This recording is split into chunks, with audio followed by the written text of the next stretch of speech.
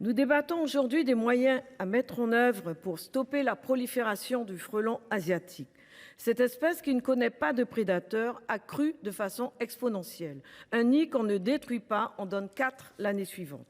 C'est certainement pour cette raison que ce sujet a déjà fait l'objet de nombreux débats au sein de ce même hémicycle, sans pour autant parvenir à endiguer la progression du frelon asiatique.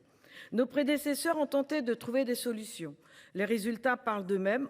En 2011, le frelon asiatique occupait déjà 50% du territoire national. Aujourd'hui, 90% de la France hexagonale est colonisée par cet insecte. Plusieurs pays européens tels que l'Allemagne, l'Angleterre, la Belgique, l'Italie, l'Espagne et le Portugal sont aujourd'hui touchés.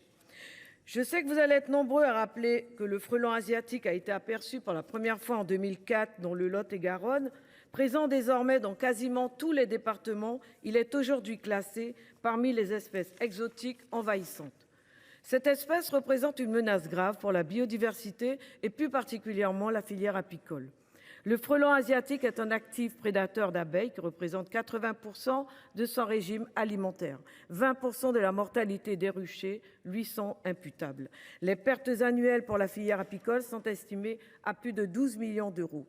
Je ne peux que féliciter notre collègue Michel Masset qui a bien voulu que le Sénat se penche une nouvelle fois sur cette question. Mon groupe partage cette volonté d'instaurer un cadre législatif de coordination nationale. Il y a une semaine, notre commission a approuvé à l'unanimité cette proposition de loi suivant les conclusions de notre rapporteur Jean-Yves Roux. Il est ainsi proposé, en plus des actions déjà menées, d'instaurer un plan national de lutte contre le frelon asiatique doté de moyens dédiés.